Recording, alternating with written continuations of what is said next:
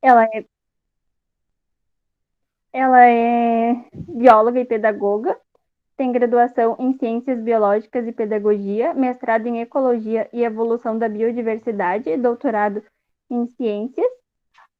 Ela diz ter uma premissa o repensar do ensino e suas tecnologias, tendo como paradigma teórico prático a cultura da sustentabilidade. Pesquisa como se dão as interações entre ensino, as tecnologias digitais, cultura digital, consumo e sustentabilidade na educação básica, ensino superior e formação docente no programa de pós-graduação em ensino de ciências e matemática da Universidade Luterana do Brasil, a nossa UBRA. Certo, então, pessoal, nós vamos iniciar com a professora Letícia e logo em seguida a gente já entra com a professora Ju, tá bom? Tá certo. Então pessoal, boa noite, né, para todo mundo. Boa tarde, boa noite, né, nem sei mais. Ainda tá nesse lusco-fusco. Vou colocar aqui a minha apresentaçãozinha. Vamos conversar um pouco, então, sobre as relações no ensino de ciências e as suas possibilidades na educação infantil. Então, como já a Bruna me apresentou, né, eu sou a Letícia, e eu trabalho especificamente no ensino de ciências e matemática, dentro da perspectiva agora, obviamente, voltado para a BNCC. Né? Como se dizia, até hoje se diz, na verdade, que a biologia não se faz à luz da evolução e hoje a gente não se faz educação sem pensar na BNCC. Então, não tem como fugir disso. E como a BNCC, ela trouxe, então, essa perspectiva, principalmente mais alinhada com a competência 2, né, que é a competência relacionada, então, ao pensamento crítico, científico e investigativo, então, ela traz uma perspectiva muito mais forte para o ensino de ciências já desde a educação infantil. E isso é ótimo, né, visto o que a gente tem passado hoje o planeta inteiro como negacionismo científico, por exemplo, né? Então, vamos começar pensando no seguinte, o que a BNCC nos traz enquanto teoria, né? E eu só vou comentar aqui uma breve frase que a BNCC indica concepção de criança, né? Então, para a BNCC, a criança ele é um ser que observa, questiona, levanta hipóteses, conclui. E eu poderia dizer que aqui, então, está encaixado exatamente aquilo que um cientista é, né? Uma cientista é uma pessoa que observa, questiona, levanta hipóteses, faz uma metodologia para trabalhar com essas hipóteses e conclui algo. E faz julgamentos, assimila valores e constrói conhecimentos. E se apropria desse conhecimento sistematizado por meio da ação e das interações com o mundo físico e social. Então, como que nós vamos deixar as crianças fora dessa compreensão do mundo físico e natural que está ao seu redor e ela própria é pertencente? Então, nesse sentido, eu gosto muito de trazer essa justificativa que a própria BNCC nos indica e que nos faz perceber que a criança em si, ela já é, por natureza, um cientista, digamos assim. Então, nesse sentido, a educação infantil na BNCC, ela trabalha com a perspectiva de que a criança, quando ela entra na educação infantil, é a primeira separação do vínculo familiar que ela tem, para entrar, então, numa situação de socialização estruturada. Antes, ela tinha só ali aquele núcleo familiar, agora ela vai partir para verificar o mundo ao seu redor, mais, num sentido mais amplo. E isso traz, então, também, né, para nós, professores e professoras, o processo de cuidar e educar como algo indissociável. E este cuidar, não no sentido de aquela coisa que é pejorativa, até você sabe muito mais, né, do que eu fiz a minha pedagogia agora, recentemente, e estou ainda entrando no mundo da pedagogia, ainda estou num limiar, assim. E este cuidar e educar, né, como processo, como indissociável do processo educativo, eu acho muito interessante, porque traz, então, a ideia de que nós, obviamente, temos que ter um olhar mais, assim, acentuado, né, dentro da educação infantil. Afinal de contas, eles são seres que ainda estão sendo, né, assim, construídos e inseridos dentro da sociedade, saindo, então, da sua particularidade ali, seu mundinho, do seu núcleo familiar, digamos assim. E aí, interações e brincadeiras fazem parte, né, deste cuidar e educar dentro desses eixos estruturantes das práticas pedagógicas. Então, nós precisamos entender que as interações e as brincadeiras são experiências pelas quais as crianças vão construindo o seu conhecimento e, juntamente, né, com os seus pares, seus colegas e com os adultos que estão ali ao seu redor, as professoras e os professores. E isso possibilita, então, né, a aprendizagem e a condição de socialização para a gente, então, estar pensando em formar, né, o cidadão e a cidadã. E aí, a BNCC também nos traz, né, direitos de aprendizagem e desenvolvimento, que não só, né, na BNCC, ela está sendo consolidada, porque a BNCC, então, ela é uma normativa, mas esses direitos de aprendizagem, né, eles são, então, constituídos já por diversos documentos. E esses direitos de aprendizagem, eles asseguram as condições para que as crianças possam desempenhar o papel ativo em ambientes que as convidem a vivenciar desafios e a sentirem-se provocadas a resolver esses desafios, e possam, assim, construir significados sobre si, os outros, o mundo social e natural. Então, aqui, mais uma vez, nos remete ao processo de investigação científica, a competência 2 geral da BNCC, que, além da criança, então, poder desempenhar papel ativo, né, e esse papel ativo vai estar relacionado também a ela, então, vivenciando esses desafios, provocando, então, a resolver esses desafios, ela vai ter, então, uma maior autonomia também no seu processo de ensino e aprendizagem. E nós precisamos, então, aprimorar estes desafios. Bom, como direitos de aprendizagem, né, nós temos, então, o direito de conviver, que a gente pode indicar, então, conviver com outras crianças, outros adultos, e aqui ela já vai construindo, então, outros processos de linguagem e também o respeito em relação ao outro, né, e as diferenças. E isso é bastante importante dentro do mundo que a gente está vivendo cada vez mais diverso. Aí ela vem construindo, então, essa ideia de sociedade. O brincar, né, de diversas formas, com diversos ambientes, diversos espaços, também traz, então, essas questões de utilizar essas brincadeiras para explorar os conhecimentos, né, a criatividade, experiências que essas crianças podem ter. O direito de participar, né, participar ativamente, para já começar a pensar que ela não é um ser único e sozinho, ela vive em sociedade, né? Nós somos seres sociais, então aí ela já entra digamos assim, nesse mundo para tentar compreender que ela precisa socializar, porque ela não vai vivenciar sozinha as suas experiências.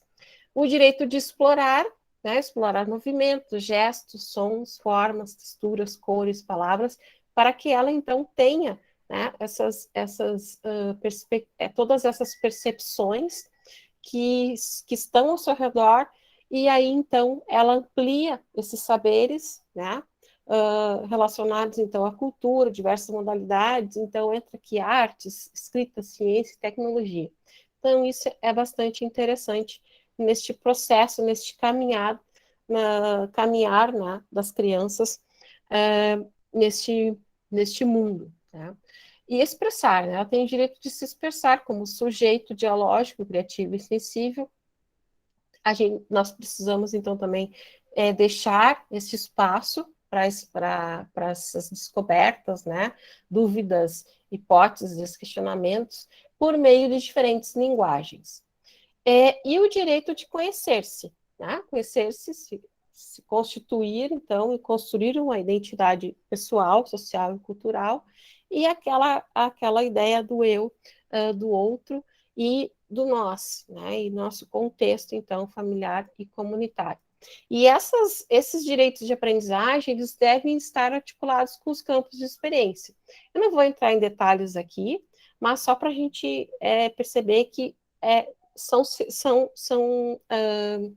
digamos assim, sistemas que se entrelaçam, né? Os direitos de aprendizagem estão, então, dentro e precisam estar permeados, né, ou permear os campos de experiências, que aqui, então, no caso da educação infantil, o eu, o outro e o nós, corpo, gesto, movimento, escuta, fala, pensamentos, imaginação, traços, sons, cores e formas, espaços, tempos, quantidades, relações e transformações.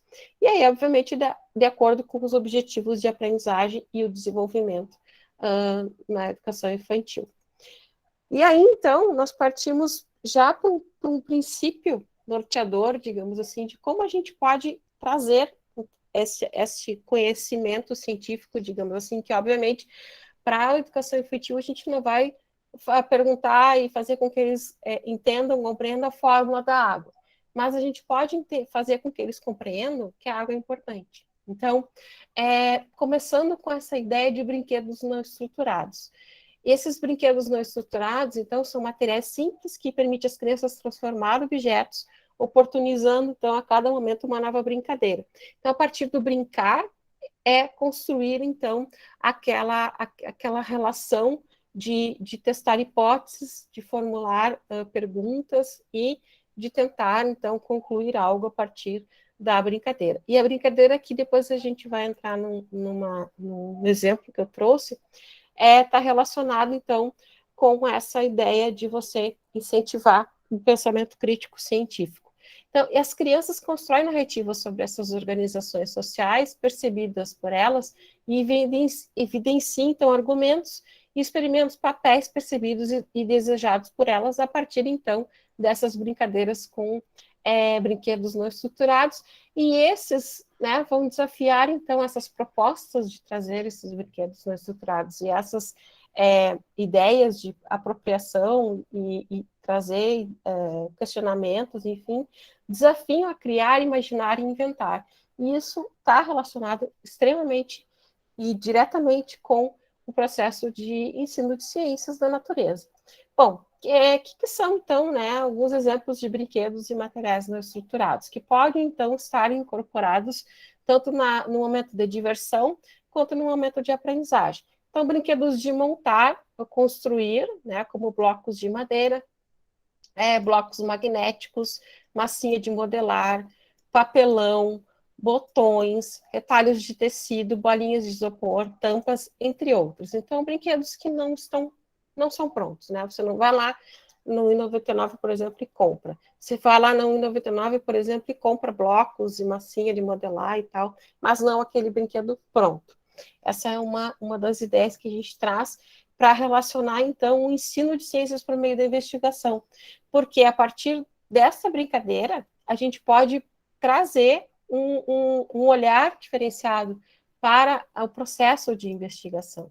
E como que a gente pode fazer isso? Bom, iniciando uma atividade com uma questão inicial, incentivar, então, e mediar a criação e compartilhamento de hipóteses, realizar atividade investigativa prática, concluir, fechar a atividade e ter uma resposta, então, para a questão inicial.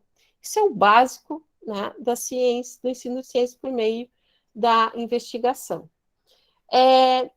Dentro da propositiva dos objetivos pedagógicos, então, do ensino de investigação na educação, nós podemos elencar, então, as habilidades que vão ser, então, habilidades de manipular instrumentos, questionar, investigar, conceitos que vão trazer, então, a possibilidade de desenvolver a capacidade de elaborar hipóteses a partir, então, daquelas brincadeiras, né? Pensamento crítico, solucionar problemas, que são, então, habilidades cognitivas, a compreensão da natureza da ciência, ou seja, como trabalham os cientistas e relacionar a ciência às demais áreas, e as atitudes, então, despertar curiosidade, interesse, responsabilidade, colaboração, entre outros. E aí, então, a abordagem investigativa, neste caso, para a educação infantil, a gente pode trabalhar com diversas atividades, como saída de campo, né, pátio da escola, trilhas, experimentos, explorar ambiente natural, visitas a ambientes de aprendizagem, entre outros momentos. E aqui eu trouxe, então, um exemplo, né, e um exemplo de uma teoria que eu gosto muito, tá, que é a teoria, então, da aprendizagem criativa. Mas a primeira coisa que a gente tem que entender e tentar se perguntar, né, fazer essa pergunta, nós, enquanto professores e professoras, quais estratégias de ensino a gente precisa promover para envolver os alunos no processo de aprendizagem significativa. Então, são coisas, e hoje, cada vez mais, dentro desse mundo que a gente está vivenciando, que a gente precisa trocar os papéis, né? O papel do professor não é mais aquele de dar respostas diretas, né? O professor ele não é o detentor do conhecimento. Talvez ele nunca tenha sido. Ele tinha apenas um relacionamento de poder ali, num certo momento da história, e hoje não tem mais, né? Quem tem é o Google, eu sempre digo isso na aula, né? Que o meu aluno deve saber. Quem sabe tudo é o Google. Então, nós, professores e professoras, a gente tem que o quê? A gente tem que provocar e auxiliar os nossos alunos a encontrar, então, respostas para os conteúdos e não deixar aqueles conteúdos vagos, mas sim contextualizar eles. E também posso, para levar, instigar os alunos a responderem os seus questionamentos específicos sobre determinado problema. E aí, então, a gente entra nessa ideia de que nós somos os designers, e aqui nós, né, tanto nós professores quanto os alunos. E nessa era digital que nós estamos vivenciando, que tudo parece que vai se resolver com o computador, só que a gente precisa entender que os computadores, os tablets, enfim, os celulares, eles devem ser usados como ferramentas que promovam novas aprendizagens. E assim, cabe ao aluno o papel de desenhar, ou seja, ele vai ser o desenhista, né, o designer do seu próprio aprendizado, e nós, professores e professoras, seremos, então, os provocadores. Eu já nem trago mais a ideia de mediação e nem de orientação, porque eu estou com esse olhar um pouco mais voltado para essa ideia de provocação, né? Não está passando esse troço, passa, criatura, passou. E aí, então, nós entramos na cereja do bolo, que é a aprendizagem criativa e a aprendizagem inovativa. Essa aprendizagem criativa e aprendizagem inovativa é algo que vem sendo construído no Instituto de Massachusetts, nunca sei dizer o nome daquele negócio, mas é um instituto de pesquisas tecnológicas, especificamente com um professor chamado Michael ou Mitchell Resnick, é o professor Resnick, né? O tio Resnick, como é conhecido, ele está trazendo essa ideia de tanto você ter uma aula, por exemplo, mais experiencial, né, que você vai levar o seu aluno a conhecer, a explorar um mundo lá fora, como a gente chama, né, não naquela ideia que você já deve ter me ouvido falar de dizer, vamos lá conhecer a natureza, porque vocês todos sabem que nós também somos parte da natureza, nós somos natureza, mas nós vamos explorar outros espaços, né? Explorar outras possibilidades. E isso pode acontecer tanto extra classe, né, fora da escola, ou dentro da escola. Isso vai depender dos nossos objetivos de aprendizagem. Mas o importante é trazer, então, essa ideia, principalmente, que eu acho muito pertinente, é se permitir errar. Né? Nós temos uma cultura aqui ocidental que diz que o erro é feio, mas o errar é aprender. Né? E para eu aprender, eu posso, sim, partir para um processo de construção de aprendizagem a partir do erro. Então, trabalhar também com erro é importante.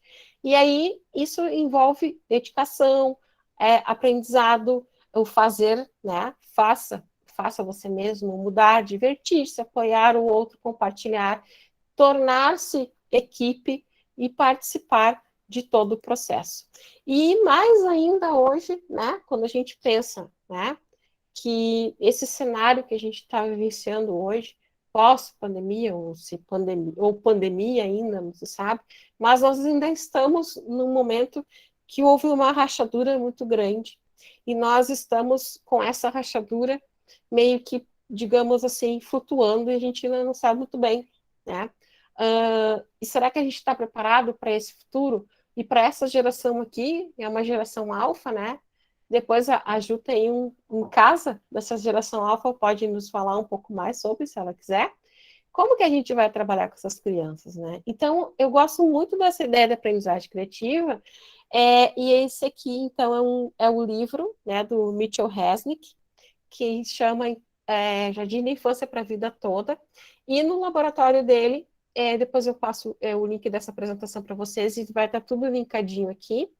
Ele fala, então, que a ideia do laboratório dele é envolver as pessoas em experiências criativas de aprendizagem.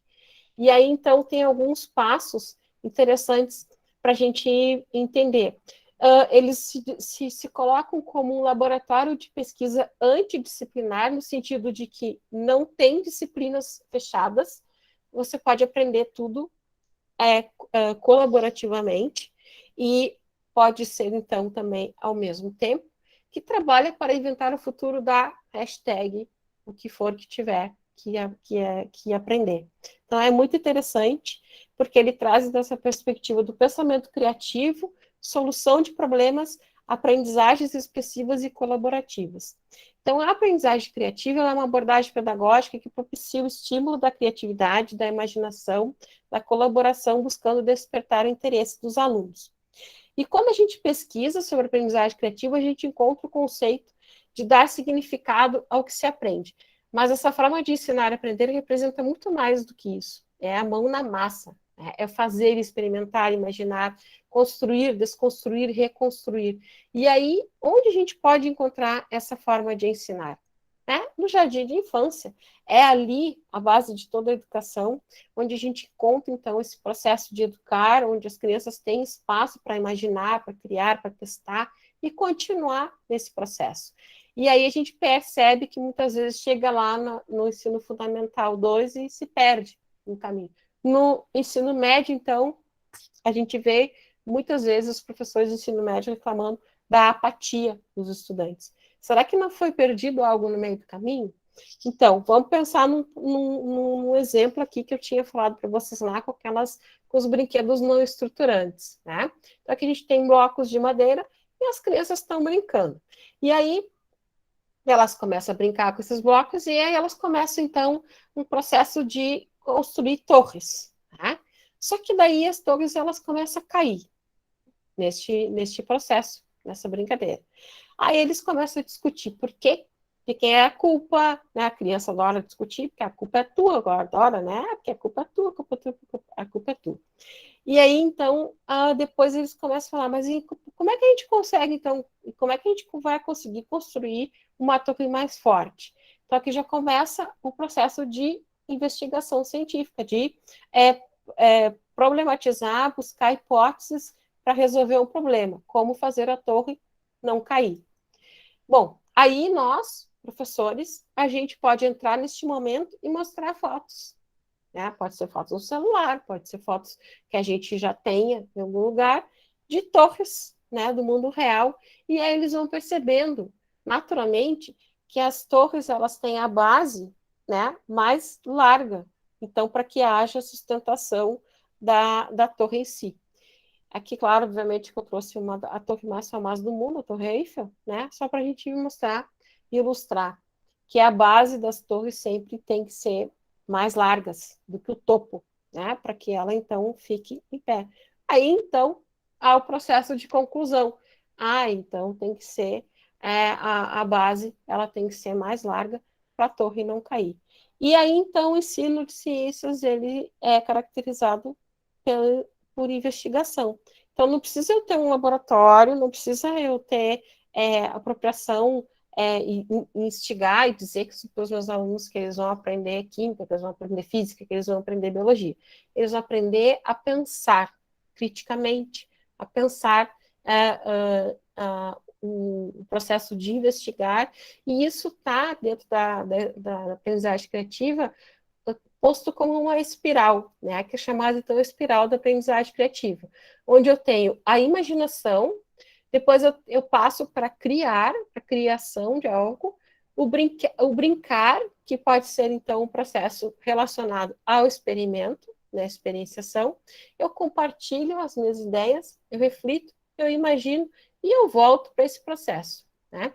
Então, é uma espiral da aprendizagem criativa. E aí nós temos outra metodologia relacionada ou agregada à espiral de aprendizagem, são os 4 P's da aprendizagem criativa. Como a gente falou, as crianças já estão no processo de construir, se entender enquanto ser social, então elas vão trabalhar por projetos e sempre pensando na sua comunidade ali, onde ela está, na escola, enfim, nos colegas. A paixão no sentido de eu gostar daquilo que eu estou fazendo. Por isso que também trabalhar com a brincadeira, né? Eu pensar brincando e trabalhar com os meus pares, com os meus colegas e com as minhas professoras. E aí, então, né, aqui finalizando, trazendo essa ideia da aprender, né, pela aprendizagem criativa, que é muito interessante. Aqui, então, estão os links, tá? Que eu falei para vocês. E agora, então, né, eu agradeço e fico, então, à disposição, ouvindo, então, a professora Juliana, e aí depois conversar um pouco mais com você, se a gente tiver um tempinho. Muito obrigada. Olê, eu acho que o pessoal da Psico chegou para fazer aquela paradinha, aquela blitz rapidinha ali, eu não sei qual é a dinâmica, pessoal.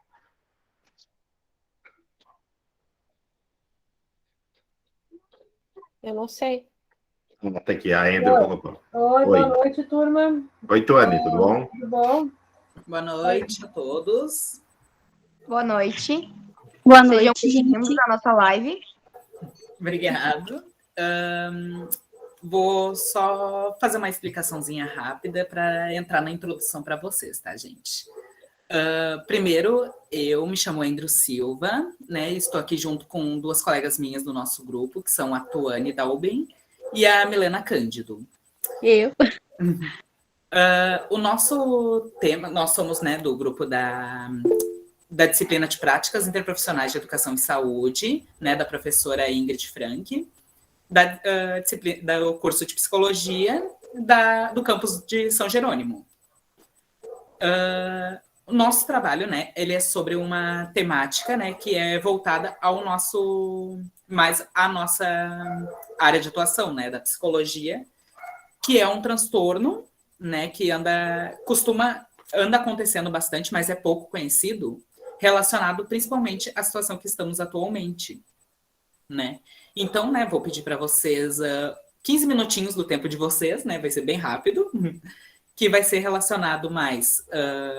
a gente vai expor um videozinho explicando um pouquinho sobre qual é a nossa temática, e depois nós colocaremos um questionário para vocês, tá? O nosso tema é transtorno de adaptação, né?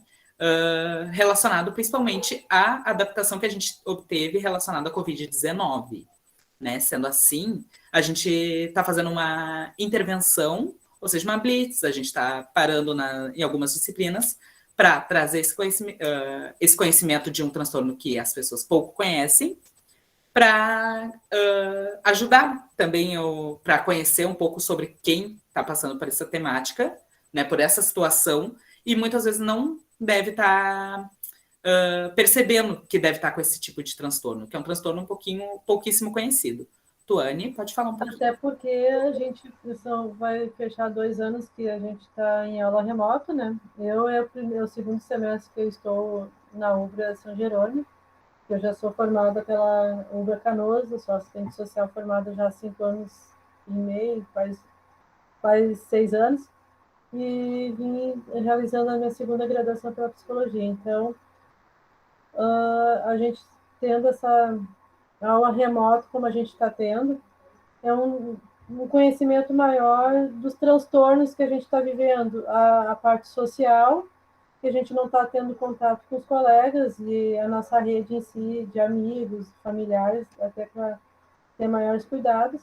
Então, a gente está vindo, como o Andrew falou, a gente para fazer essa blitz, para a gente identificar o que a gente está passando. Muitas vezes a gente acaba passando tão batido que a gente não consegue se identificar e caindo na realidade o que está acontecendo, que a gente está mais praticamente acabou isolando totalmente a vida social, só a vida virtual. Então, a gente vai passar o vídeo, um pouquinho explicando do nosso tema, e quem gostaria de participar do nosso questionário vai estar também na tela, ali na sala de bate-papo, e no finalzinho a Milena vai dar um feedback, eu não sei como que eu falar o certo, mas então vamos passar um pouquinho para poder entender um pouquinho para a turma. Vou abrir um videozinho aqui para vocês. É um videozinho bem rápido, tá, gente?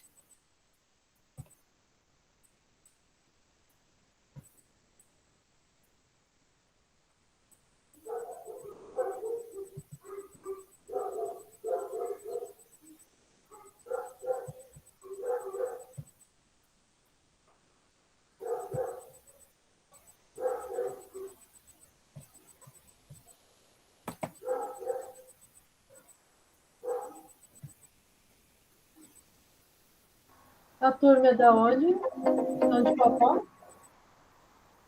Opa, desculpa. Oi, a turma é do campus de Guaíba, tá? E nós estamos hoje com professoras convidadas, a Leti de Canoas e a Ju também, né, Ju? Também Canoas. Tá aparecendo para vocês? Ainda não, Andrew. Nós também temos alguns convidados, tá? Começou. Da nossa live. Ah, tudo bom. Que estão aqui presentes.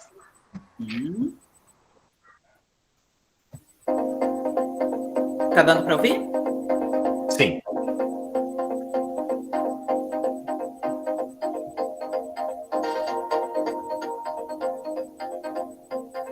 Olá, vamos falar sobre transtorno de adaptação? É esperado que todos nós passemos por eventos estressantes durante a vida. No entanto, alguns episódios, como a pandemia de Covid-19, por exemplo, podem ter maior impacto, podendo levar a um trauma conhecido como transtorno de adaptação.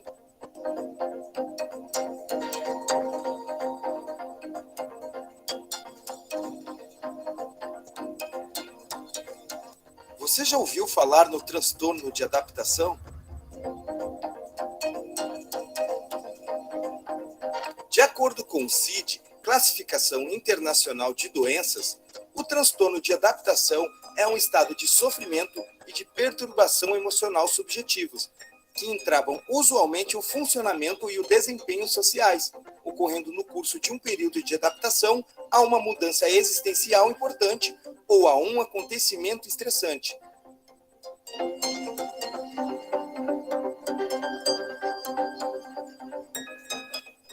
Conforme o DSM-5, o transtorno de adaptação ou transtorno de ajustamento é um transtorno de ansiedade caracterizado por sintomas emocionais ou comportamentais, em resposta a um estressor ou estressores identificáveis, ocorrendo dentro de 3 meses do início do estressor ou estressores.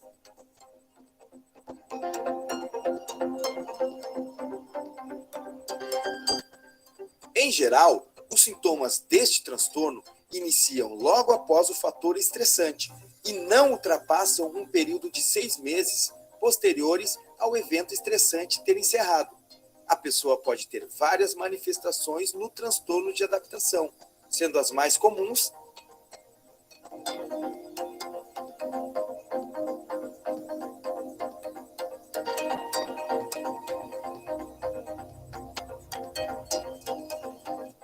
humor deprimido, ansiedade, má conduta, fracasso, fobia, maior risco de tentativas e consumação do suicídio.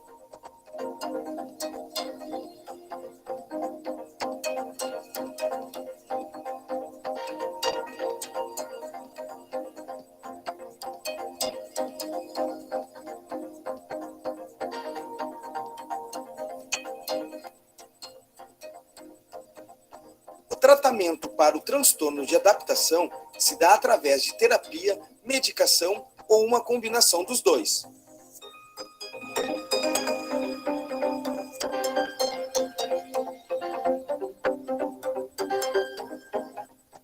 O tipo de terapia utilizada dependerá das necessidades do paciente, bem como da escolha do terapeuta. Em geral, a terapia pode auxiliar com o apoio emocional, possibilitar a identificação dos estressores, orientar sobre estratégias de gerenciamento do estresse e ajudar a estabelecer hábitos saudáveis.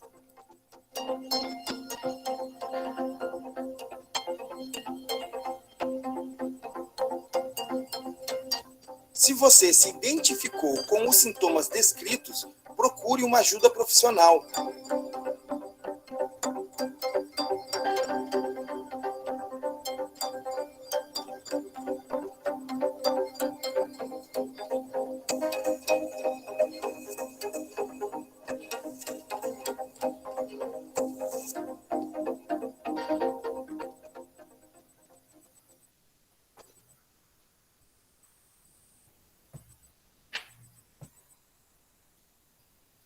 Então, gente, eu deixei ali no bate-papo o link do questionário, tá? Aí, se vocês quiserem responder, ele é totalmente voluntário e também anônimo, tá? O nome de vocês não vai aparecer, não se preocupem. E aí, logo após que vocês terminarem de responder o questionário, vocês podem nos retornar, né? Dar um feedback, o que vocês acharam sobre o questionário. É algo bem breve, perguntas rápidas, só responder ali e já aparece para vocês também no final o nosso feedback. Aí, se vocês quiserem responder, é rapidinho. Milena, eu acabei de responder e adorei, tá? Porque assim, ó, a gente está num momento bem complicado mesmo. E até printei a primeira tela de vocês ali, porque a gente não se dá conta, né? Dessa loucura que a gente está vivendo nesses 2 anos, assim. Então, muito bom. Ai, obrigada, professor, pelo teu feedback. Achei bem legal a iniciativa de vocês de pararem mesmo, ser uma blitz realmente, assim, no meio, porque é algo que nos pega de surpresa e que nos tem o foco, né, porque é algo não esperado. Parabéns. Vocês são de qual curso? Nós somos do curso da Pedagogia. Do Polo de Guaíba. Nós somos um pouco importante. misturado. E para nós é um conhecimento bastante, trazendo esse material de outras áreas. Eu até deixei o contato ali do nosso grupo. E aí, continuando o André. É importante sempre a gente tem muito conhecimento, né, para a gente adquirir, né? A gente sempre aprende alguma coisa nova conforme a gente vai vivendo. E é importante, né, realmente, como, né, o professor José Felipe tinha comunicado, a Pamela também, né, sobre fazer essa blitz, fazer essa parada, porque é para trazer um pouquinho desse conhecimento que muitas pessoas não conhecem, né? A gente mesmo, antes mesmo de entrar para o curso, antes de começar a fazer esse projeto, a gente também não conhecia. Aí, conforme a gente foi conhecendo, a gente foi percebendo que quanto menos a gente espera, tem mais pessoas que têm esse mesmo tipo de transtorno, né? E com relação... a nossa colega Tuane deixou ali no chat o link do nosso grupo no WhatsApp, né, nossa temática, né, que é o grupo de intervenção, para quem quiser, assim, quem não está se sentindo confortável, quem tem algum pensamento ruim a respeito de si, que queira conversar com um de nós. Eu também vou deixar o meu WhatsApp pessoal, né, que às vezes as pessoas elas sentem mais confortáveis para conversar com alguém que como amigo, né? Isso daí eu digo que eu me coloco na categoria como amigo para ajudar, né? Quem estiver precisando, quem está se sentindo precisa desabafar com alguém, né? Que às vezes, muitas vezes a gente está passando por algum problema e a gente não se sente confortável para conversar, nem com família, com algum amigo próximo. Então é por isso que aí a gente deixa o meu WhatsApp pessoal, principalmente, eu gosto de deixar, que é importante, né, por causa que é uma forma de ajudar. Não como psicólogo formado, porque nós ainda estamos, né, cursando, né, não temos essa propriedade, mas como amigo fundamental para o pessoal, para essas pessoas que às vezes estão passando por uma barra e precisam de um apoio, uma palavra de força que ajude ela. E é uma conversa apenas, né? Apenas uma conversa já ajuda bastante, né? Alivia. Claro. Não para trazer um diagnóstico em si, mas sim com uma conversa, porque nós somos estudantes ainda, mas a gente está estudando bastante sobre o assunto, né? E também a questão de quem tiver com um pensamento ruim, a gente está aqui à disposição para conversar em qualquer momento, qualquer horário. E também a gente deixa aqui também nosso agradecimento, né, pelo professor ter abrido esse espaço, e espero ajudar bastante pessoas que precisar, né? E é por isso que a gente está aqui também, não só por causa da intervenção em si, mas em si para ajudar as pessoas que precisam. Alguém gostaria de falar mais alguma coisa, né? Expor alguma curiosidade? Né? Ficam à vontade. Eu queria agradecer, assim, essa paradinha que vocês deram, agradecer as profs também que acabaram cedendo um tempinho da sua live, né, que elas estão fazendo, e já estou com a Ingrid aqui no privado, aqui dando um feed da intervenção de vocês, e façam mais vezes, se precisar mais links das minhas disciplinas, podem pedir, a galera gosta bastante, tá? Agradeço. Pessoal, parabéns para vocês, nós adoramos. Eu fiquei bem surpreendida e gostei bastante da intervenção de vocês, certo? Muito obrigada, e eu e a Bruna nos sentiu privilegiadas por ter sido na live de apresentação do nosso estágio. Muito obrigada. Muito obrigada também. A gente que agradece a oportunidade de vocês que já estão, acredito que seja na finaleira também, e perante a alunos e professores e a turma toda.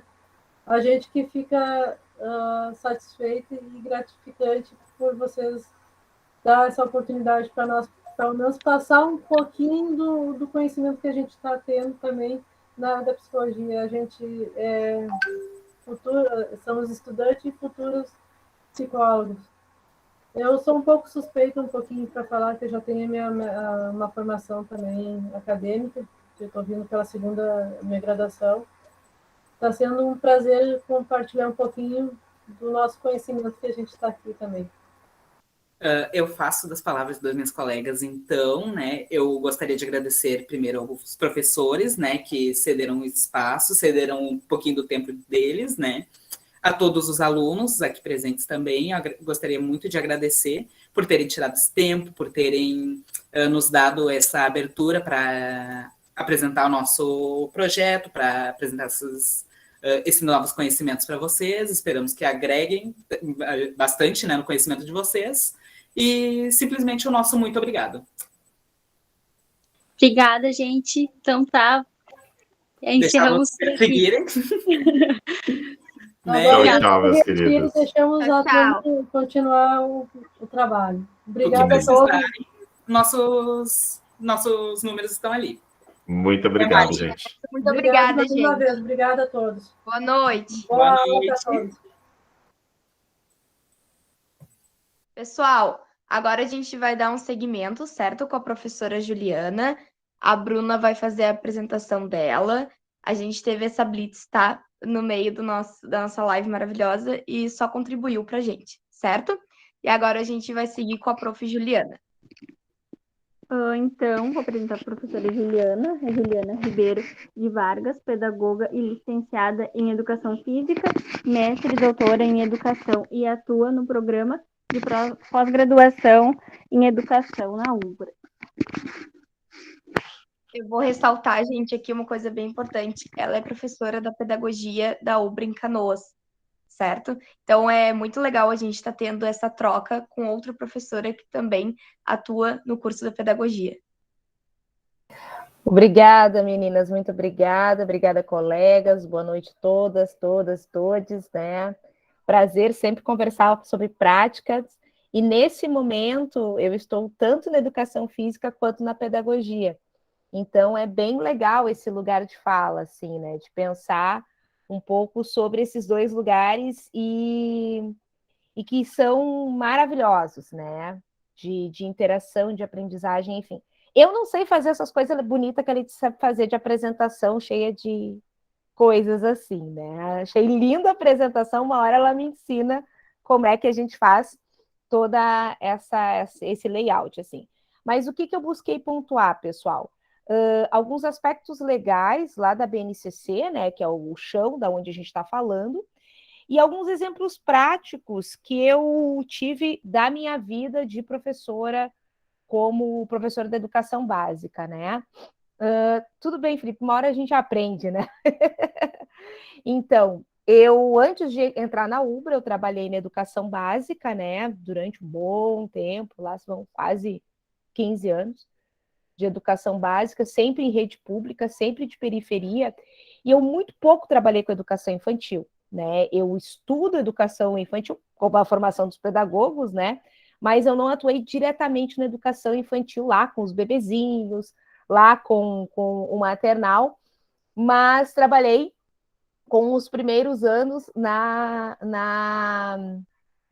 Rede Municipal de Porto Alegre, né? Que é um laboratório para quem quiser aprender e estagiar, se alguém tiver a oportunidade de estagiar, porque os alunos dessa rede, assim como outras, né, às vezes não vêm sozinhos para a aula, de cada um tem 3 por dentro, muitas vezes, né?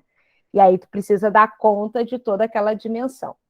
E isso eu gostaria também de trazer como importante para a aula de hoje, né? Eu sei que vocês são, e eu atuo nos estágios também da educação, da pedagogia, isso nos estágios de anos iniciais, por hora, mas se vier para trabalhar também no estágio de educação infantil, essa também será uma cobrança, que lugar tem o corpo dentro da aula? Que lugar se dá para este corpo, né, dentro da aula não só da aula de educação física, que lugar tem esse corpo na escola, né? Eu trabalho com a disciplina de psicologia e aprendizagem, e um dos vieses também é a gente pensar nisso, né? Que lugar tem este corpo que está dentro da sala de aula e que está na nossa mão. E que na educação infantil, ele é a forma como a criança apreende e aprende o mundo, né? É experienciando com o seu próprio corpo. Depois de experienciar com o seu corpo, é que ele vai elevar outros processos de conhecimento que diversos teóricos vão colocar, que é de dar... Agora vem a trilha sonora dos cachorros, né, da sala.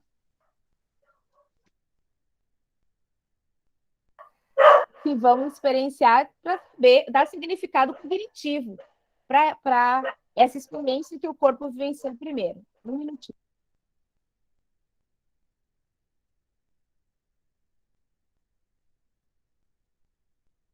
Hoje é o momento que o corpo tem que dar conta das coisas da casa, do filho. Vocês viram meu marido passar, meu filho passar, porque hoje é o dia que ele dá aula de noite, eu tenho que ficar com as crianças, com a criança e com os cachorros. Então, é preciso pensar nesse lugar, né, que o corpo tem. Deixa eu cuidar meu tempo para não me espraiar.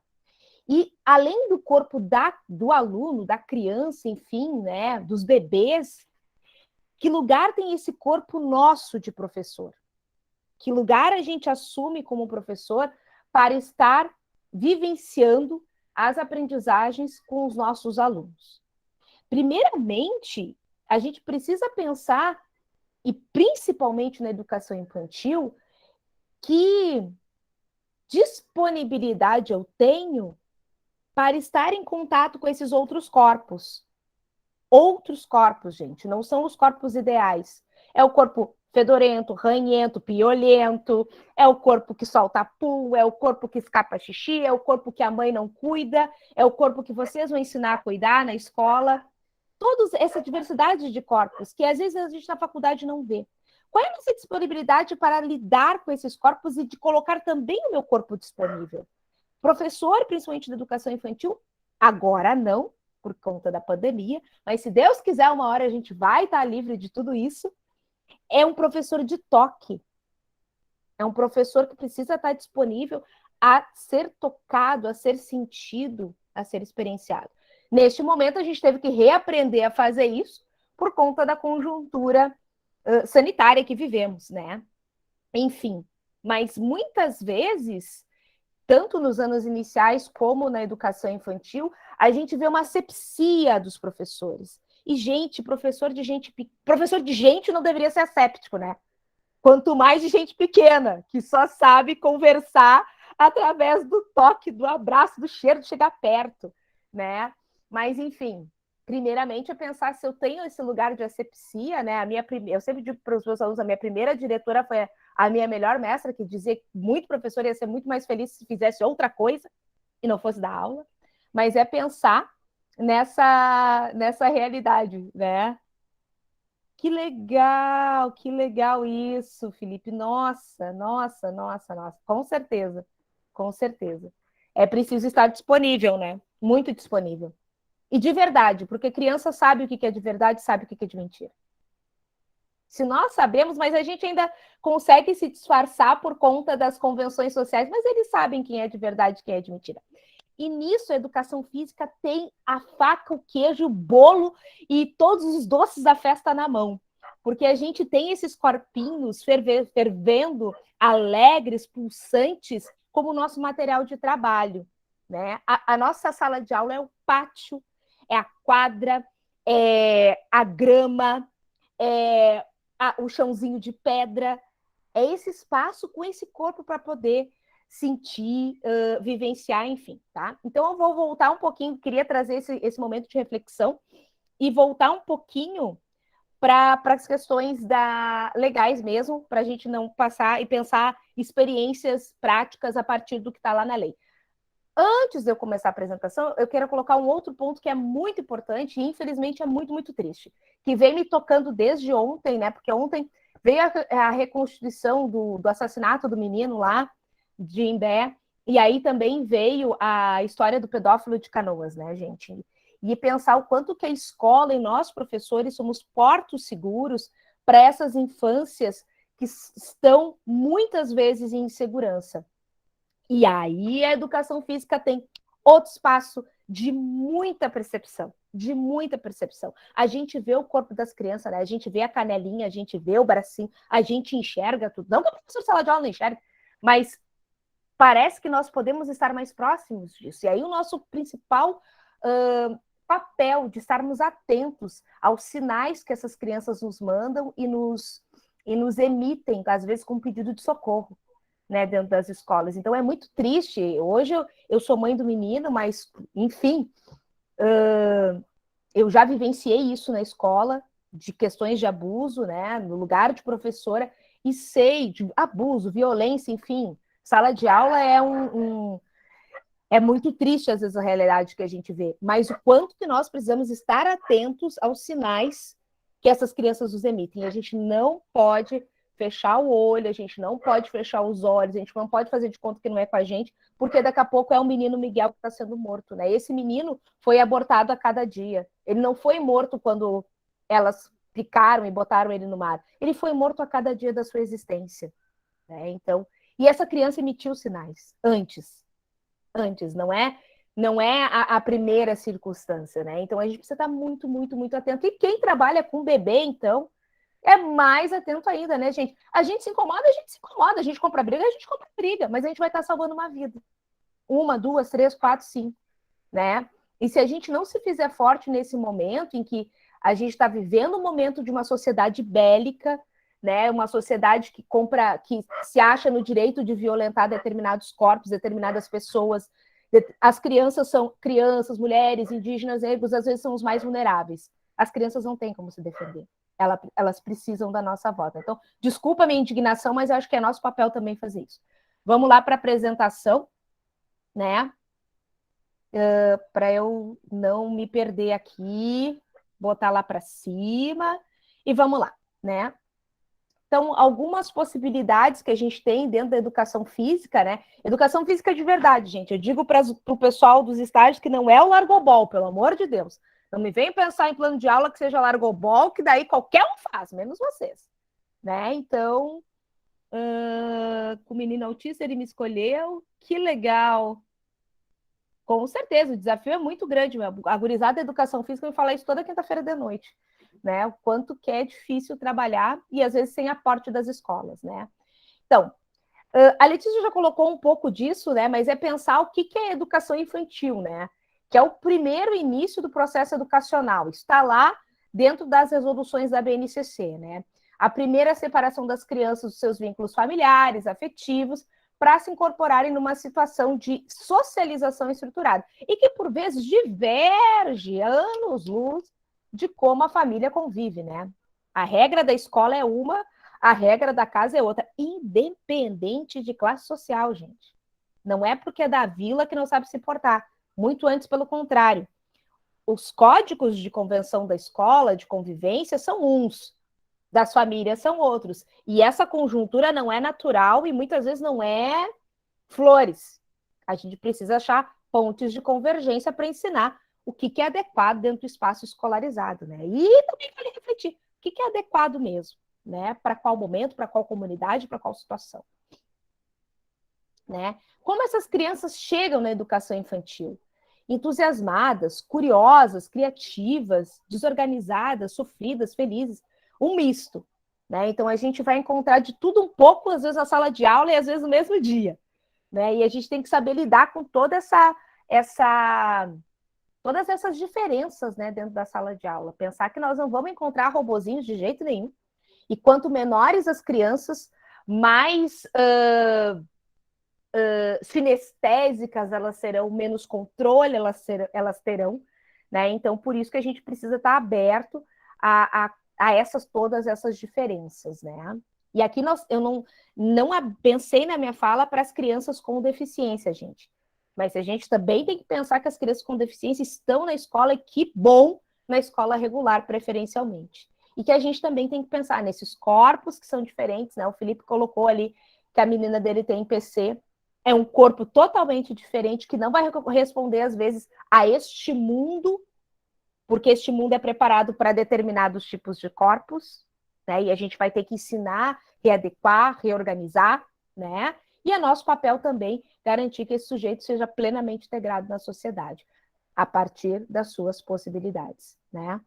Então, como a gente tem estruturantes da educação infantil, né?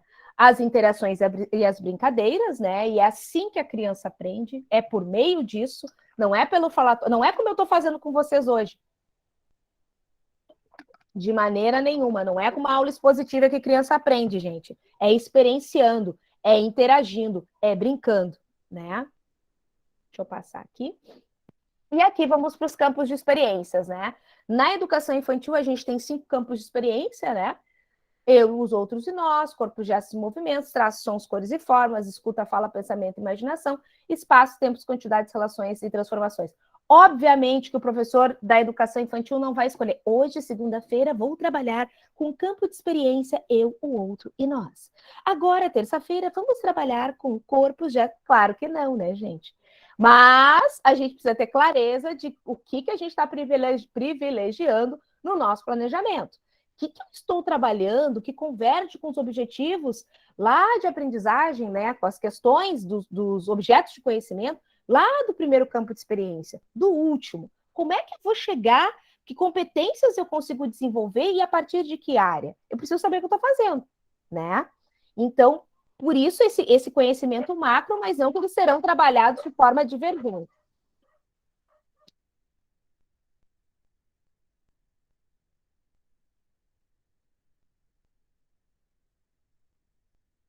Então, eu trago para a gente trabalhar com corpos, gestos e movimentos, né? E não que a educação física não possa também ser vista pelos outros espaços, né? De trabalho.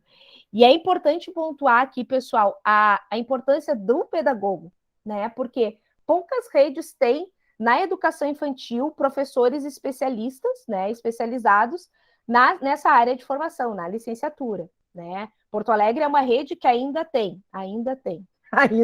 E fica, né? Não sabemos como o prefeito vai continuar, né? Mas poucas redes convergem. Isso é tão diferencial, não que o pedagogo não possa dar conta disso, gente, mas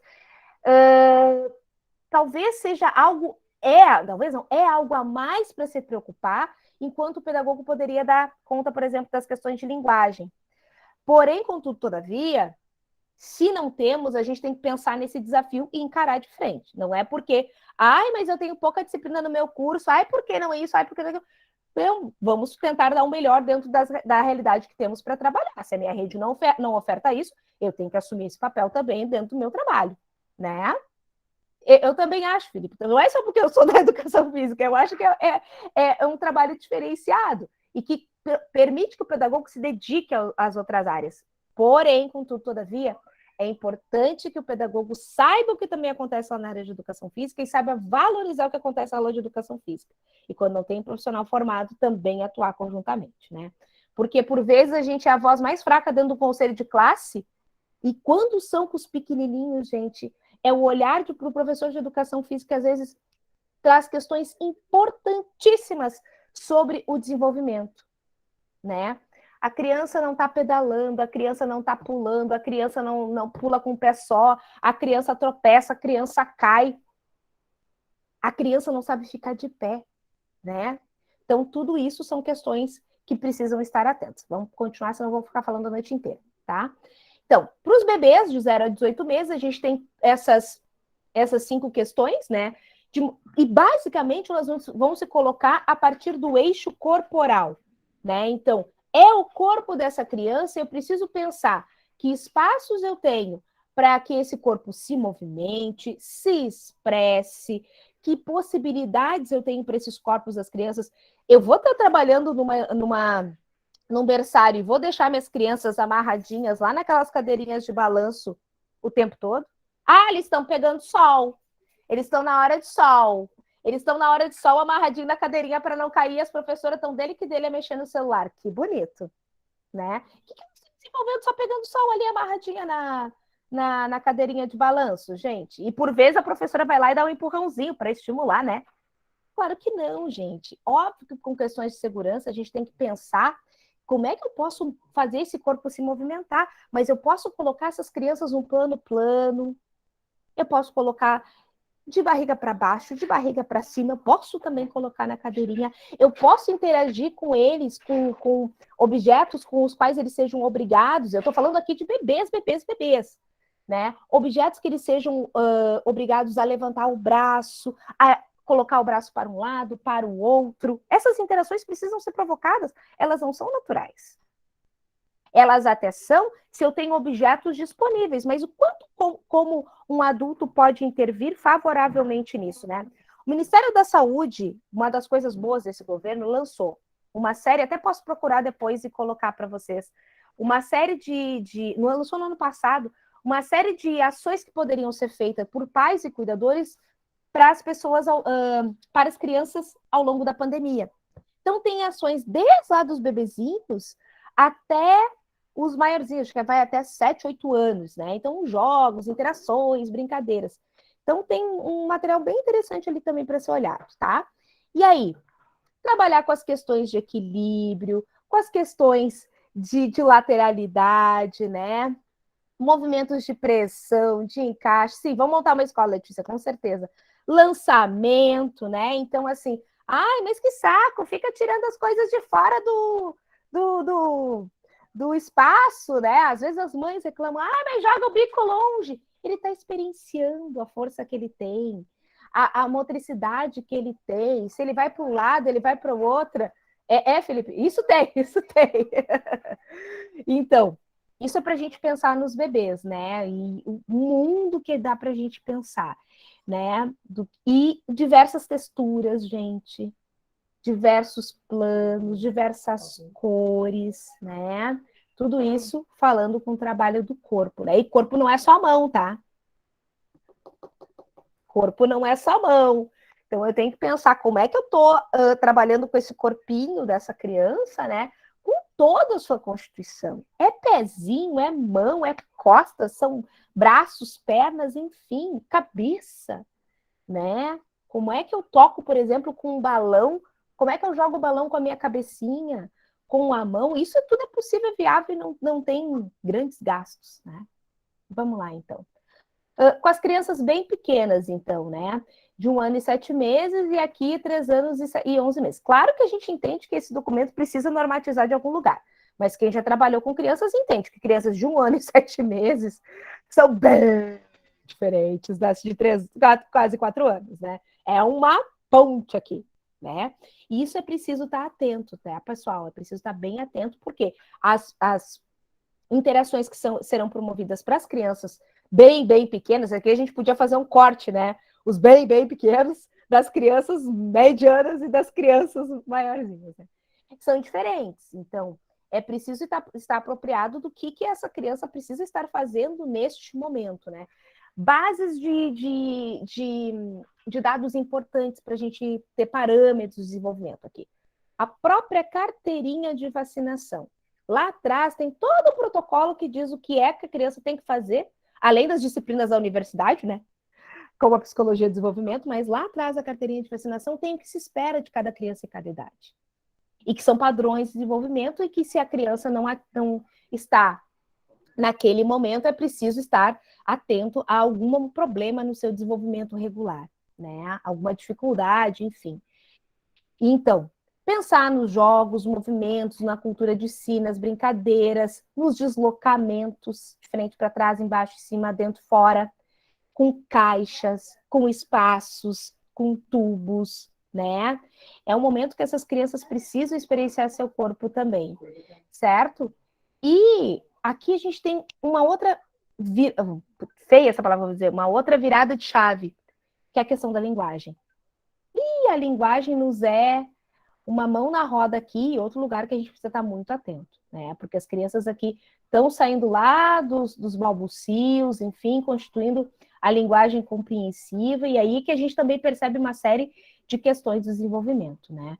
Então, eles estão aprendendo a falar, eles estão aprendendo a se comunicar, eles estão aprendendo a estabelecer limites, né? Então, também temos aqui as famosas mordidas, os famosos tapas, e tudo isso o professor precisa estar pronto para lidar. São fases normais, né, do desenvolvimento do sujeito nesse espaço, né? Então, formas de deslocamento e dependência no cuidado com o corpo, né? Então, eu consigo me organizar, né? Eu consigo me vestir, eu consigo me calçar, eu consigo comer, eu consigo escovar, eu consigo tomar o banho, né? Eu consigo pegar o lápis sozinho, fazer meu lanchinho sozinho, tudo isso, né? Pintar, rasgar, folhear, correr, pular, andar de bicicleta. E aqui, gente, também, como colocou a Letícia, a pandemia foi um grande problema, né? Dentro do desenvolvimento dito normal das crianças, né? Porque as crianças ficaram dentro de casa sem interação social, sem aprendizagem dos seus pares, e que, por vezes, era um grande estímulo para padrões, né, que eles conseguiam desenvolver. E aí a gente tem criança que andou para trás, né? E para quem gosta de pesquisar, aí está um grande pano de fundo para pensar quais foram as consequências da pandemia nesse desenvolvimento motor dessas crianças, né? Que ficaram em casa, ficaram com pais ansiosos, ficaram num momento de grandes perdas também, né? Então, tudo isso acabou influenciando as nossas crianças também, tá? E aí eu acho que também não é a gente também é pensar que, bom, vivemos esse momento, mas o que a gente vai fazer para suprir essas dificuldades, né? O que a gente vai conseguir fazer para pensar e suprir essas dificuldades, certo? E o que mais que eu ia falar daqui dessa idade, dos andares de bicicleta, né? De saída também, deixar o espaço para se aventurar, né, das subidas, escaladas, escorregadas, o quanto é importante a gente pensar nessas movimentações para as crianças, né?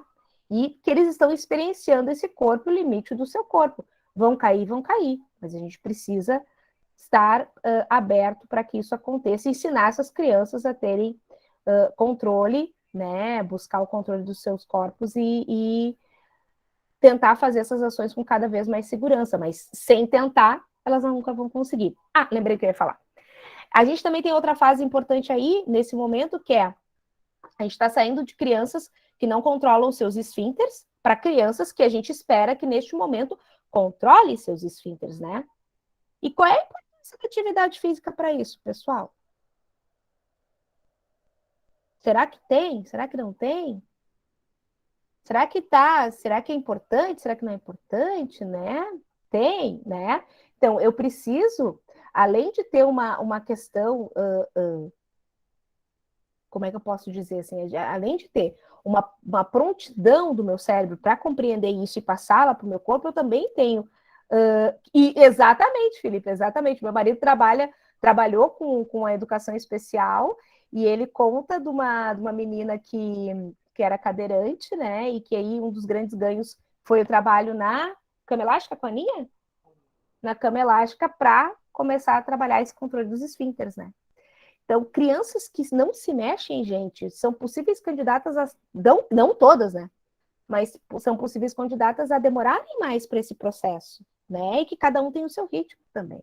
Então, a importância da gente mexer, se exercitar, correr, enfim, né? A gente precisa de uma musculatura preparada ali no assoalho pélvico também para fazer esse controle, né?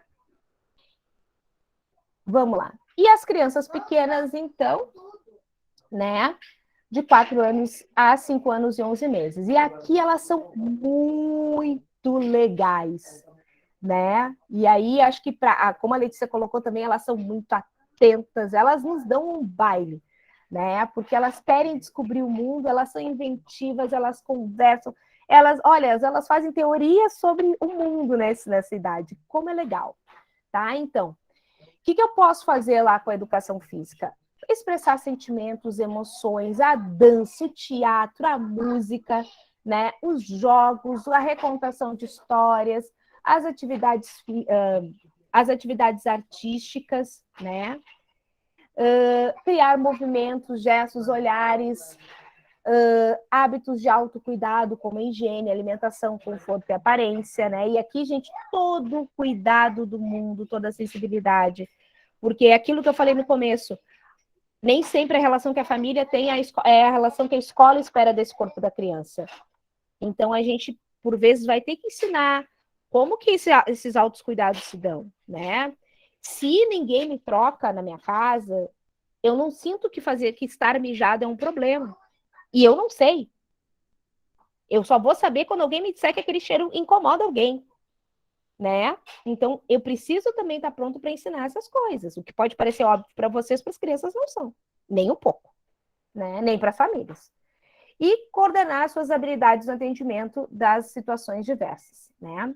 Então, algumas práticas, então, né, que foram feitas aqui, são crianças maiores, mas eles estavam no primeiro ano, tá? Eles estavam com 6 anos nessa... Não, era uma turma de segundo ano. Então, são crianças que estavam...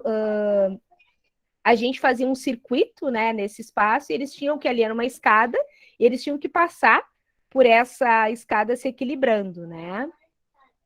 Deixa eu botar aqui, o que mais aqui? Aqui foi uma interação no parque da PUC, né? No parque esportivo da PUC, que a gente conseguiu um espaço para eles brincarem lá na sala de ginástica olímpica. Então, a cama elástica é muito mais legal. O colchão tipo, é muito mais legal, né? Então, são vivências muito interessantes para essas crianças. Aqui, gente, pensem também em sair um pouco fora da caixa. Vocês são pedagogos, né? Então, assim, cada brincadeira... Tem um livro maravilhoso que são Brincadeiras de Todo Mundo.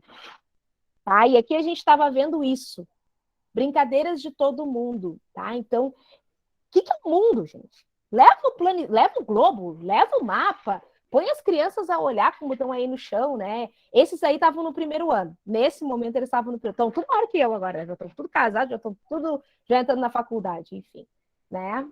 Então, levem, experimentem, experienciem. Aqui é pedra, papel, tesoura, trabalhado na sala de aula também, tá? E aí, aqui eu quero terminar passando esse videozinho, se eu conseguir, que foi uma das coisas que mais me deixou feliz, né, como professora, né, eu tô bem ali no cantinho com a mão aqui, de pé, né, bem no canto aqui, e isso aqui são 2 turmas de segundo ano que a gente fez uma apresentação de dança com todos aqueles meninos ali, que a gente fez o canto da sereia, né, eu vou mostrar para vocês o videozinho aqui, foi bem legal, deixa eu parar...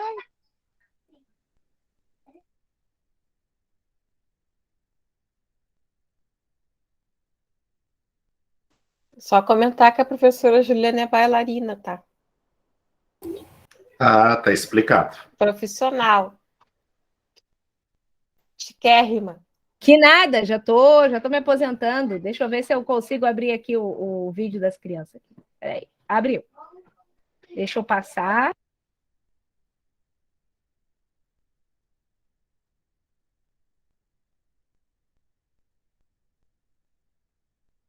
Tá no YouTube, Ju? Ah, deu. Até acho que tá, mas eu salvei no meu drive, né? Porque às vezes o som não sai assim. Nós vamos ver.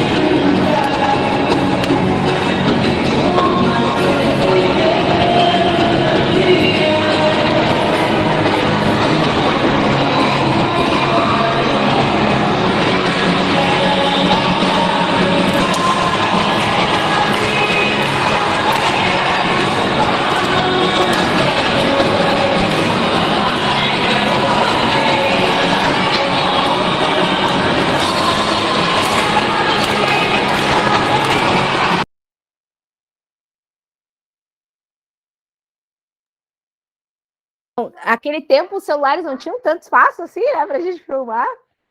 Então era isso, pessoal, assim. Então espero ter contribuído um pouquinho. Não foi no Famelo, foi no Júdice. Né? Aí eu era prof de educação física mesmo, aí, só da gurizada. Valeu, pessoal. Boa noite. Nós que agradecemos, professora Juliana, por ter contribuído. E a intenção dessa live foi trazer realmente uma pessoa que atuasse. Eu fiquei maravilhada, né, quando a professora Letícia me indicou uma pessoa que atuasse tanto na educação infantil, na educação física e na pedagogia para falar da educação infantil. Porque o que a gente vê, né? A gente vê alguns profissionais da educação física que quando chegam na escola de educação infantil, eles também não sabem como agir com os pequenos, né? A gente tem muito isso. Eu sou professora da educação infantil, eu tenho uma turma de 4 anos, e eu vejo muito isso na escola, né? Vejo também a falta que a gente tem, que a gente não é preparado, nós pedagogos, né? Com essa questão da educação física. Eu acho muito vago o que a gente tem. Lógico, a gente deve procurar, mas eu acho que nós deveríamos ter essa interação entre os cursos, né? Porque quando não se tem o profissional de educação física, será o pedagogo que vai fazer isso, né? E quando o profissional da educação física ele chega na escola, ele tem que ter essa troca com o professor, né? Com o pedagogo que está ali atuando. Então eu acho fantástica a troca que a gente deve ter, né? E a professora Letícia, com a questão das ciências da natureza, eu acho que hoje é o que a gente deve buscar, né, para a sala de aula. A gente deve ter essa interação entre a educação física, entre a pedagogia, entre as ciências, trazer esse mundo novo, essas novas experiências, principalmente aos pequenos, que são o alicerce da educação, né? A gente tem algumas coisas ali no chat e agora a gente vai abrir também para o pessoal que gostaria de conversar sobre alguma coisa, certo?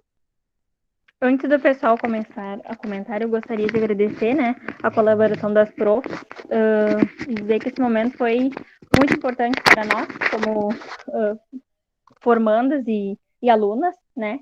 Então, nosso muito obrigada. E agora sim. Aí eu agradeço ali, depois eu acho que o Thales só quer falar, mas a Letícia eu sou suspeita em falar, eu já fazia aula no mestrado e tinha vontade de ter aula com ela, né? Tanto que falavam dela.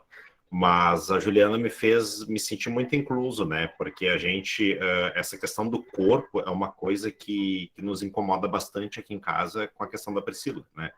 Ela chegou aqui com 9 anos aqui em casa e o corpo, e hoje eu vi essa questão da reconstituição também, né, deste crime bárbaro no nosso litoral ali, e o corpo da Pri também, quando ela chegou com 9 anos aqui, ela tem marcas de queimadura de cigarro no corpo, ela assim tem várias agressões do corpo que ela veio sofrendo, e a escola, a instituição, o conselho tutelar, assistência social ia negligenciando isso, e isso estava para um caminho que com certeza não ia ter um desfecho bom.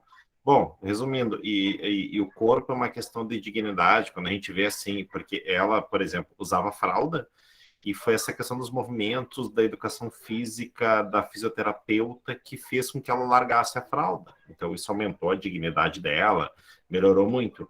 Mas essa questão da gente, enquanto professor, sim, ser responsável por ver essas questões de corpo, sim, desses sinais que o corpo vem dando, até da questão, assim, dessa falta de banho contínuo, dessa falta de cuidado, isso e aquilo, a gente tem o dever, sim, de buscar ajuda, de acionar, porque nós somos profissionais que trabalham com a matéria humana, né? Nosso recurso é humano. Então, pera lá um pouquinho.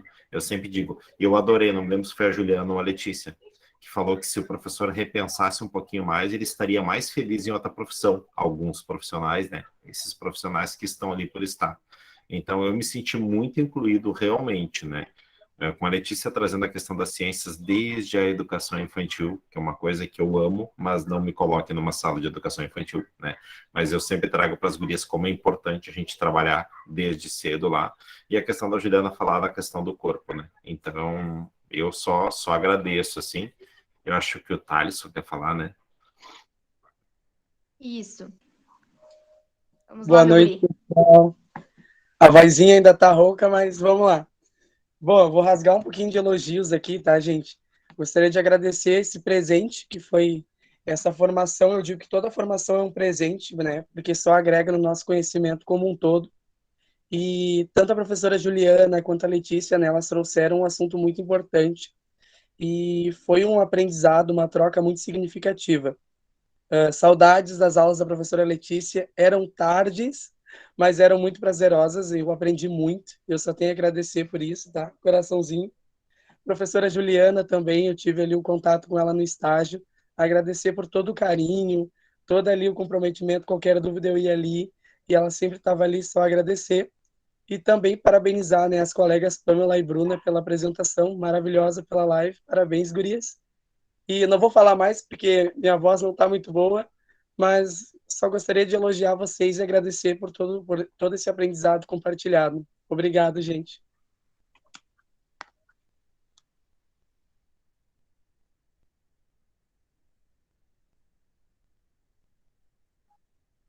O pessoal tá agradecendo. Foi muito elogiada a apresentação da professora Letícia no chat. Não sei se a Até de senhora está... Santarém. Até a Maria Roseli de Santarém, hein, Letícia? Eu só... Professora Letícia. Acho que a Roseli estava na nossa turma, né? Eu acredito que sim. Eu acredito que ela Roseli estava. Eu estava, professora. Né, Também Roseli? fui passada. É, conversávamos bastante, né? É verdade. Retomando a professora Letícia, algumas coisas ali, alguns colegas colocaram. A Marília colocou que a filhinha dela, a Luísa, ela ama brincar com as caixas, né? Caixas de todo tipo. A Marília tinha comentado no chat. Parei que eu vou dar uma seguidinha para ver se tem alguma coisa mais.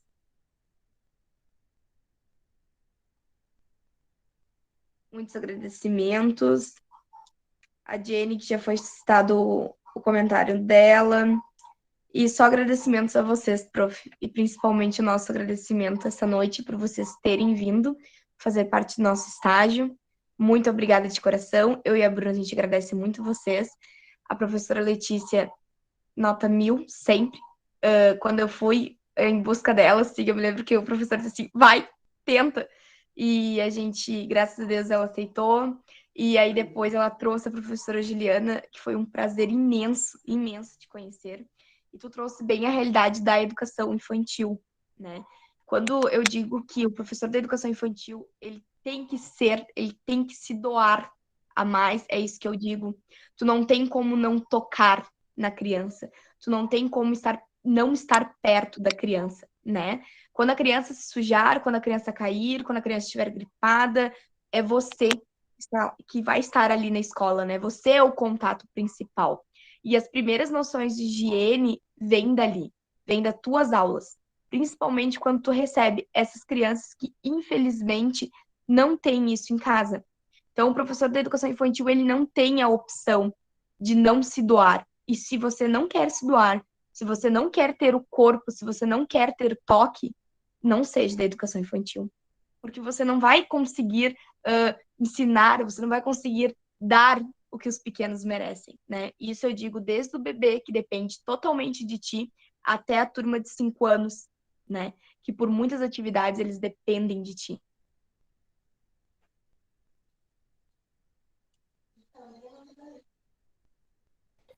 Bom, eu acho Pessoal, que... alguém Oi? gostaria de falar mais alguma coisa? Pois é, eu ia dizer para depois nós liberarmos essas duas profs, porque eles continuam em aula, tá, gente? Eu tenho que explicar a P2 para essa gente linda ainda, né? Que é a cara da Letícia. Eles que lutem, Letícia. A gente já lutou, né? Então, eles que lutem agora. Estamos lutando. Pessoal, então eu vou agradecer o convite, né? Sempre é bom relembrar das práticas, sempre é bom ouvir a Letícia compartilhar também. Eu sou fã dela, do trabalho que ela faz, da forma como ela toca os alunos, né? Acho muito interessante e espero que a gente se encontre em outros momentos, né? E agora eu vou cuidar da minha cria aqui, que está em pleno desenvolvimento. Agora eu tenho o contato da professora Juliana, gente. Eu também, beijo, então, pessoal. Agradecer também. A gente já teve várias parcerias, eu e a Ju, né? Então eu sempre chamo ela, sempre lembro da Juliana, porque também a gente faz os contrapontos, né? E discute bastante todas essas relações. E foi muito legal, e sempre que precisarem, conta conosco, que a gente está sempre abertos, tá? Um beijo. Muito obrigada. Tchau. Pega leve aí na P2, José. Pode deixar, que eu vou explicar bem, tá, Letícia? Pode deixar. Tá bom, Letícia, foi um prazer revê-la, viu? Também, Roseli. Um beijo. Esperar que estarei nas praias de Alter do Chão. Agora sou aluna do professor Felipe. Olha aí, ó. Agora é nós, né, Maria? Boa é verdade. aula, gente. Um abraço a Beijo. todos. Boa noite. Boa noite. Boa noite.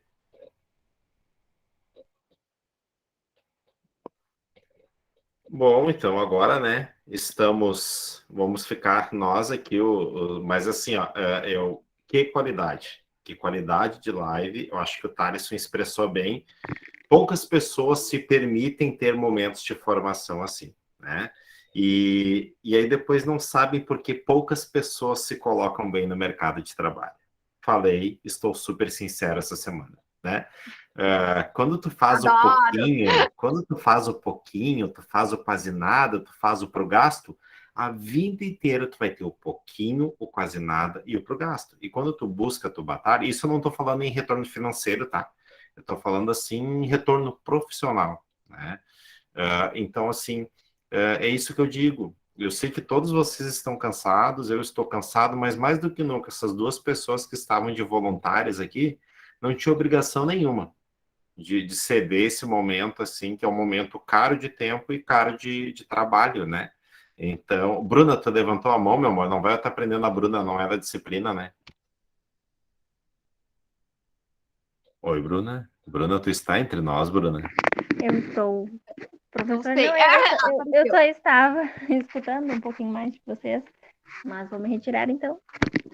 Então tá, vai cuidar do teu baby. Hoje a gente deixa, tá? Tá bom, então. Boa noite, muito obrigada. Boa noite. Obrigada. Depois eu dou um feed no grupo para vocês lá, tá? Tá bem. Gente, olha só. Assim, até para não prender vocês mais um pouquinho, quase deu, Marília. Ó, mais 4 minutinhos, deu quase 8h30 que tu precisava. Né? Gente, olha só. Primeiro, agradecer sempre vocês, porque acaba que é sempre a gente vê que é sempre, né, aquela mesma galera daí que participa de tudo, e esse é o ditado, ninguém solta a mão de ninguém, tá? Esse é o prático, né? O escrever lá no Face, o escrever lá no Insta, todo mundo escreve, ninguém solta a mão de ninguém, mas é estar aqui, né? Primeiro, assim, porque é muito bom ouvir elas, porque, assim, a Juliana eu conheci hoje, tá? Mas a Letícia, gente, pensem numa mulher dando uma aula no doutorado. Não tem que não queira assistir. Eu não conheci o doutorado, né, prof, mas eu acredito que não sei se tem mais alguém além do Thaleson que teve essa oportunidade dessa cadeira que ela nos deu. Gente, ela me abriu. Hoje, se eu faço algumas coisas dentro da sala de aula, foi por conta das aulas dela. Pois é. O leque que ela abriu pra gente é uma coisa fantástica, é uma coisa que flui. E eram aulas tardes, né, Pamela? Eu lembro que a gente chegava cansado e a aula era bem tarde, e mesmo assim nos prendia. A gente ficava Claro, tanto eu me lembro que tinha contato. dias que era 11 horas, ela acabava a aula dela. Isso, mas era algo Ah, bom, né? vocês tinham aquele módulo mais tarde que começava? Sim, a gente Isso. pegou aquela cadeira com ela que era metade, era semipresencial, não era? Eu acho Ah, que era. lembro. Que era que a gente deveria assistir aulas. Eu A não gente sabia. fez projeto, né? Fizemos. Sim, teve várias coisas com ela. A Marília, eu acho que também estava na aula. E Ela bah, nos foi prendia de fantástica a uma aula. forma. Ela nos Foi prendia de uma fantástica. forma. E agora ela trazendo a professora Juliana, quando ela entrou em contato comigo, né? Que eu expliquei para ela. E eu comecei a conversar com a professora Juliana e conhecer. Gente, é muito fantástico. Que falta que faz essa interação entre os polos. Uhum. Desculpa, Que falta. Eu desisti do estágio semestre passado. Era a Juliana e uma outra. Não pela Juliana, porque a Juliana dava toda hora um retorno. Eu acho que ela era tutora. A Juliana era tutora. Mas a outra que deveria dar, ela não dava. E aí eu desisti.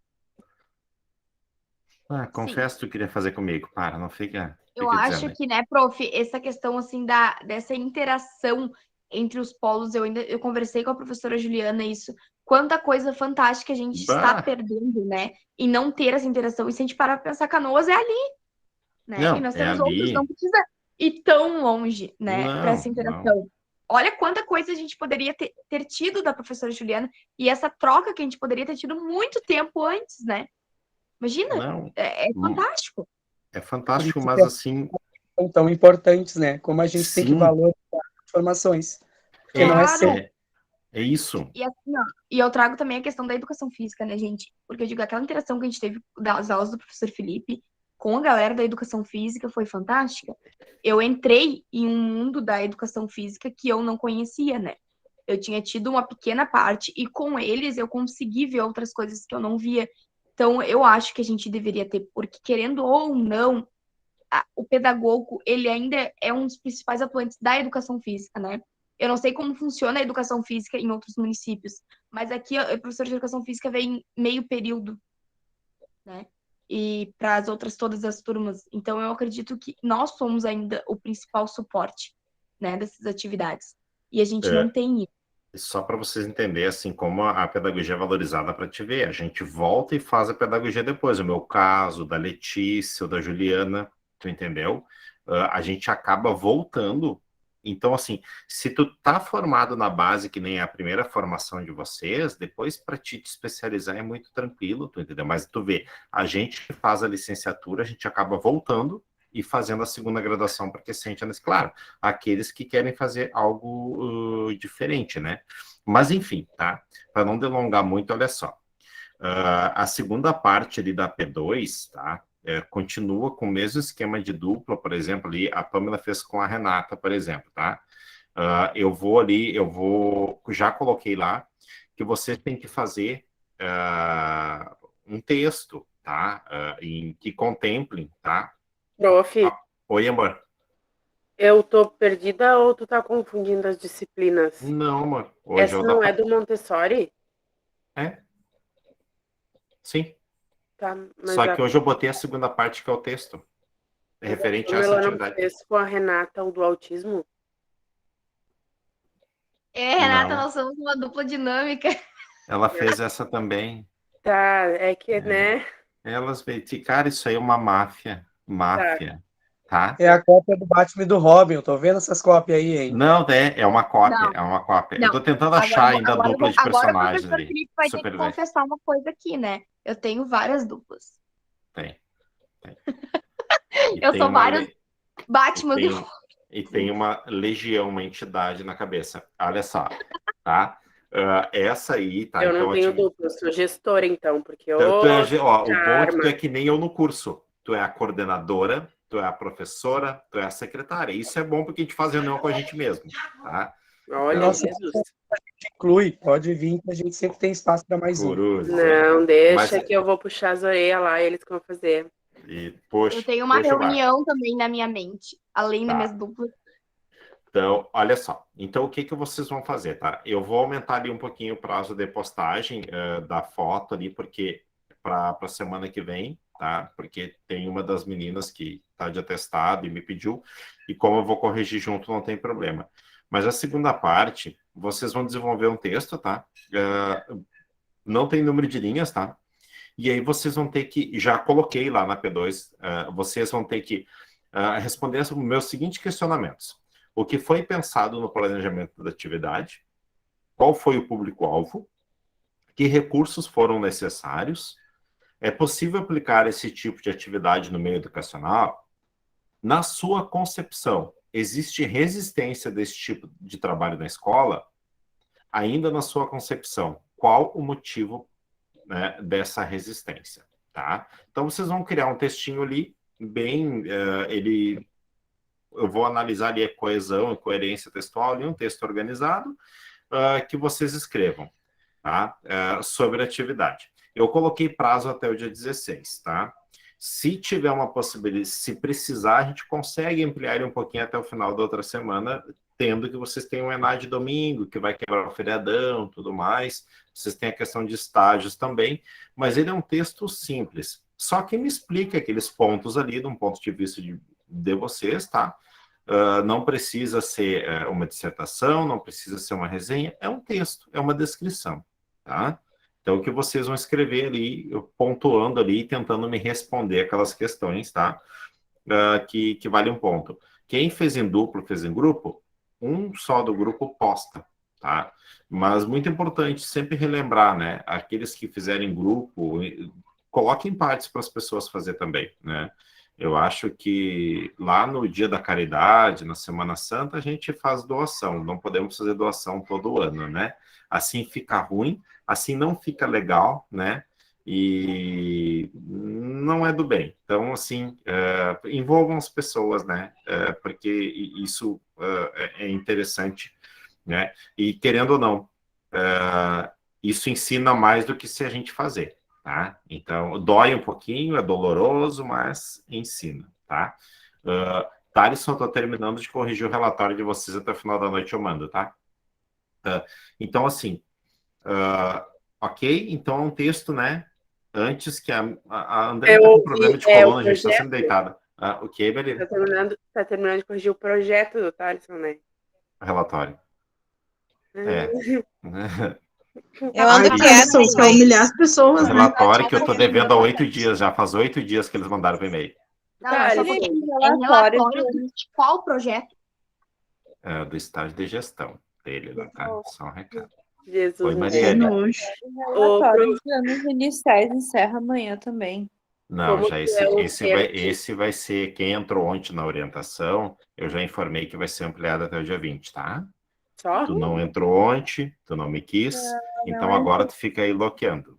Né? Só até o dia 20? Tu vai querer terminar a disciplina e vai querer... terminou o semestre e vai querer que no Natal eu me entregando relatório. Natal eu tô voando com o Papai Noel no trenó bem louco.